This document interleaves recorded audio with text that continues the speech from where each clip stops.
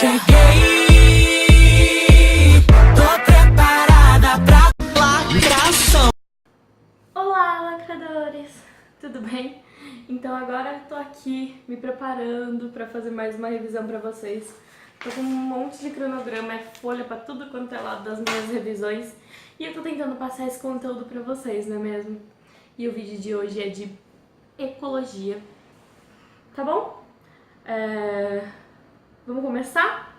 Então vamos começar nossa revisão de ecologia. Enfim. Bom, para início de tudo, o que é ecologia? Bom, ecologia é uma parte da biologia que estuda as interações dos seres vivos entre si e entre o meio ambiente, ou seja, estuda as interações dos seres vivos entre eles mesmos e com o meio ambiente. Para começar, nós vamos falar primeiro dos conceitos básicos da ecologia. Primeiro de tudo, população. O que é população? Nada mais é do que um conjunto de indivíduos de uma mesma espécie que vivem no mesmo lugar ao mesmo tempo, e isso permite um fluxo gênico, ou seja, que eles se reproduzam uns com os outros, tá? E uma comunidade, o que é? É um conjunto interativo de populações, ou seja, são populações que vivem no mesmo lugar ao mesmo tempo e interagem uma com as outras. E depois vem os ecossistemas, que são a comunidade, ou seja, um conjunto interativo de populações, mais fatores abióticos. O que são fatores abióticos? Fatores abióticos nada mais são do que clima, vegetação, etc. e tal. E depois disso vem a biosfera, que nada mais é do que um conjunto de ecossistemas, ou nossa grande esfera, nosso planeta Terra. Agora nós vamos falar de dois importantes conceitos que não estão nos níveis de organização da ecologia, mas eles são muito importantes para a gente trabalhar com essa matéria, que é habitat e nicho ecológico. Bom, habitat é o local onde a espécie vive, e nicho ecológico é a função que essa espécie desempenha no ambiente, ok? Com os conceitos básicos claros dentro da nossa cabecinha, nós vamos para cadeia alimentar. A cadeia alimentar, ela começa com um produtor, que é autotrófico e, em geral, fotossintetizante. Depois ela vai para o consumidor primário, que é um herbívoro, que vai comer essa plantinha, né, fotossintetizante. E depois para o consumidor secundário, carnívoro. No caso de uma teia alimentar, o consumidor secundário pode ser um onívoro também, tá bom? Mas falando em cadeia, o consumidor secundário sempre será carnívoro. Bom, como todo mundo morre, das plantinhas, o herbívoro, o carnívoro, todo mundo vai para os decompositores. Sim. Ok? Então, o produtor é o primeiro nível trófico e o decompositor é o último nível trófico. Certo? Com isso dentro da nossa cabeça, nós vamos falar sobre a matéria. E bom, visto que o produtor é o primeiro nível trófico e o decompositor é o último nível trófico, e que o produtor produz o seu próprio alimento, entre aspas, e o decompositor transforma esse alimento em matéria inorgânica, nós vamos para a parte em que a matéria é cíclica. Sim, a matéria é cíclica. Ela fica entre o produtor e o decompositor. O produtor, ele vai converter a matéria inorgânica em matéria orgânica complexa. E o decompositor, ele vai converter essa matéria orgânica em matéria inorgânica. E a gente vai ficar sempre nesse ciclo com a matéria. Ok? E com isso certo, nós vamos falar de energia. A energia, ela é um fluxo unidirecional e ela sempre vai diminuir ao longo da cadeia alimentar. O que isso significa? Que numa pirâmide de energia, ela nunca vai ser invertida, porque o primeiro nível trófico sempre vai ter mais energia do que o último nível trófico, ok? Com isso dentro da nossa cabecinha, nós vamos falar sobre relações harmônicas. Bom, nós temos relações harmônicas intraespecíficas e interespecíficas. As relações harmônicas intraespecíficas são aquelas que acontecem dentro de uma mesma espécie, ou seja, entre indivíduos de uma mesma espécie. E quais são elas? Sociedade, colônia e gregarismo. A sociedade, colônia e gregarismo são relações harmônicas mais. As três, ou seja, todo mundo sai beneficiado dessa relação. Bom, na sociedade convive grupos da mesma espécie, obviamente, já que é uma relação intraespecífica, que são independentes, mas vivem juntos. Um exemplo somos nós mesmos, seres humanos. Somos seres sociais, nós não vivemos isolados, sozinhos. E depois disso tem a colônia. E a colônia tem indivíduos que são de uma mesma espécie, claramente, e se unem com benefícios mútuos. E depois tem o gregarismo. O gregarismo, ela não tem divisão de trabalho, então é muito próximo da ideia que nós temos de sociedade, são seres independentes, só que sem divisão de trabalho. Um bom exemplo é o cardume de peixes. Ou você quando sai da balada e não vai sozinho para casa com medo de ser assaltado. E agora nós vamos falar das relações harmônicas interespecíficas, ou seja, que acontecem entre espécies diferentes. Nós temos aqui mutualismo, protocooperação, comensalismo, inquilinismo e foresia, certo? Mutualismo e protocooperação são relações mais, ou seja, onde todo mundo sai beneficiado. O que diferencia o mutualismo da protocooperação? Bom, o mutualismo é uma relação obrigatória, ou seja, uma espécie não vive sem a outra. Um bom exemplo são os líquens, a alga e o fungo, eles não vivem separados. E a protocooperação, ela não é uma relação obrigatória. E um exemplo disso é o pássaro palito e crocodilo. Ambos se beneficiam na relação que eles têm, porém, eles vivem separados. Então é isso. E aí nós vamos para o comensalismo. O comensalismo é uma relação mais zero, ou seja, uma pessoa se beneficia, um indivíduo se beneficia, mas a outra espécie fica lá tranquilinha, fica neutra, não acontece nada com ela. Tá bom? E um exemplo é o tubarão com o peixe piloto, ou seja, o tubarão não precisa do peixe piloto para viver, não faz diferença nenhuma ele lá, mas o peixe piloto se beneficia, porque sempre para ele vão sobrar restos de alimento do tubarão. E depois tem o inquilinismo, que o próprio nome já diz, tem um inquilino ali, ele vive nas coisas do outro, só ele é beneficiado, o outro também fica neutro.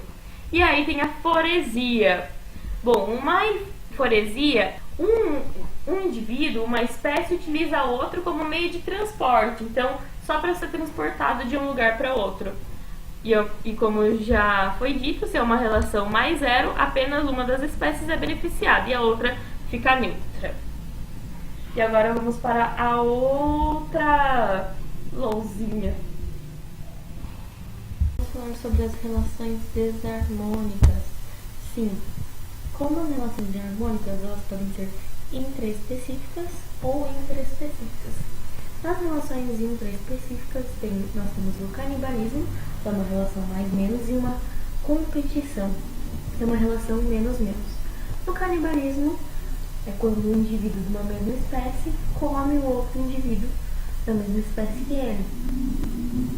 E é uma relação mais-menos, porque um indivíduo sai beneficiado e o outro, no caso, sai morto, né? Ou comido. E na competição, ela sempre vai ser prejudicial para ambas as partes.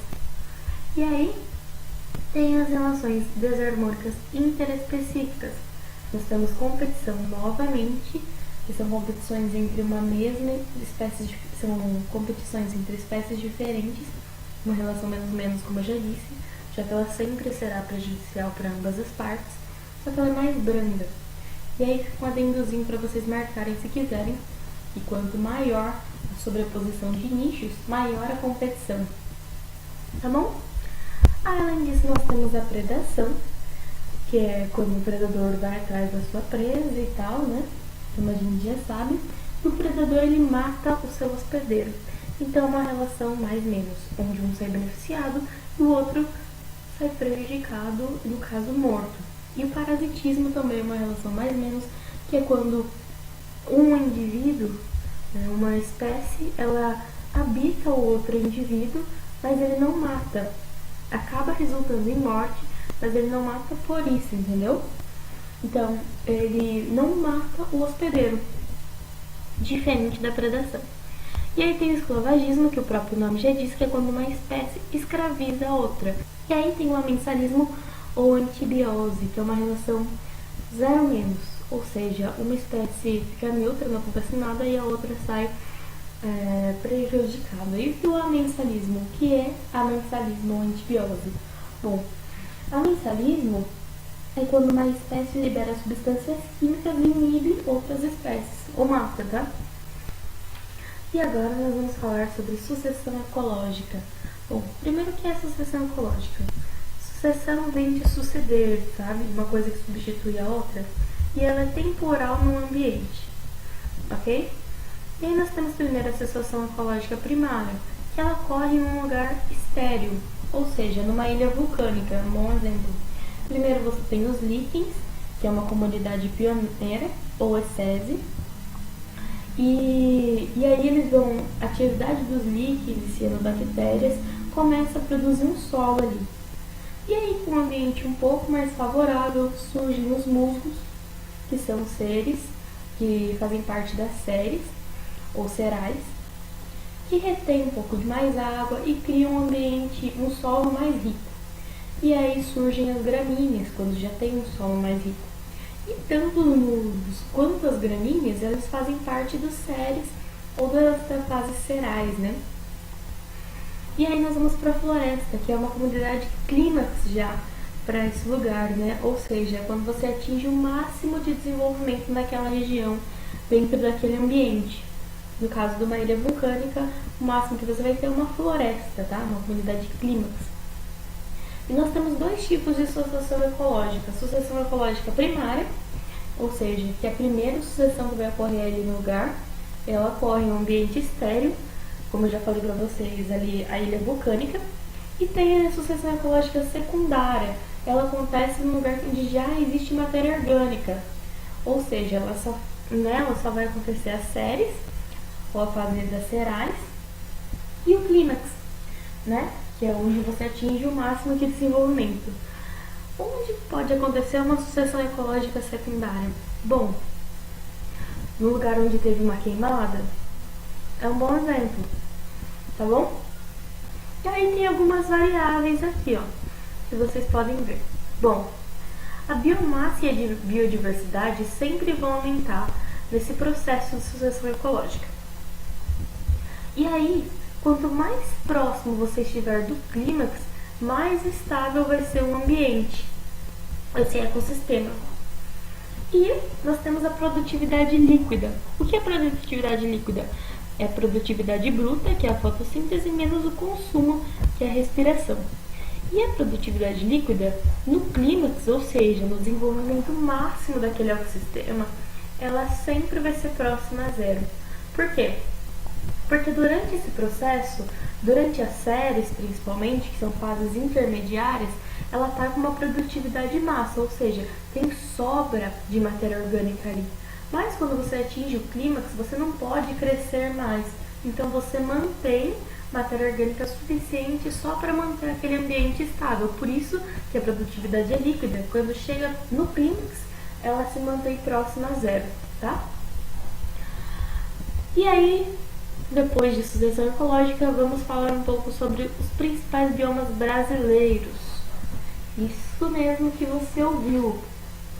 Os principais biomas brasileiros, que é normalmente que os vestibulares se atentam, tá? Mas revisem tudo. Bom, tem a Amazônia e a Mata Atlântica, que são florestas tropicais fluviais, e elas apresentam a grande luminosidade, alta pluviosidade, estações do ano pouco variáveis ao longo do ano, e as florestas aqui no Brasil, no caso da Amazônia e da Mata Atlântica, são latifoliadas, ou seja, com folhas grandes e com uma grande biodiversidade, tá bom? Aí depois, logo disso, tem o Cerrado, que praticamente é uma floresta subterrânea já, que o solo é muito pobre, né? E pega uma grande parte do Brasil. Logo depois disso vem a Caatinga, que é o nosso semiárido lá no Nordeste. E aí ela tem plantas que resistem a períodos quentes, né? A seca, tipo os cactos. E aí nós vamos para o Pantanal. O Pantanal é uma planície de inundação do Rio Paraguai. E ele tem épocas de cheia, que é quando acontece a reprodução, a proliferação da vida aquática. Só que nas épocas de seca, ele fica muito parecido com o crescente fértil do Rio Nilo, porque daí vai ter a decomposição dessa matéria orgânica, dessa vida aquática, né, que se reproduziu durante a época das cheias e que vai morrer na seca.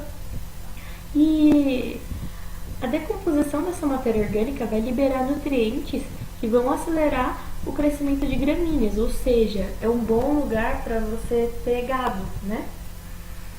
Ali na região do Pantanal. E depois disso, indo mais para o sul, nós temos a Mata da Araucária. Araucária, né, o pinheiro do Paraná, e é muito utilizado para obtenção de madeira e também para alimentação, né, as pinhas. E mais para o sul ainda nós vamos para os Pampas, que é uma planície, né, com predomínio de gramíneas. Por isso que lá tem tanto gado. E eu acho que da nossa revisão de ecologia é isso. Se tiverem dúvidas, deixem aqui embaixo. Nessa parte branca que não tem nada, vão aparecer nossas redes sociais. Não se esqueçam de se inscrever no canal, deixar o seu joinha. E até amanhã com o nosso vídeo de história.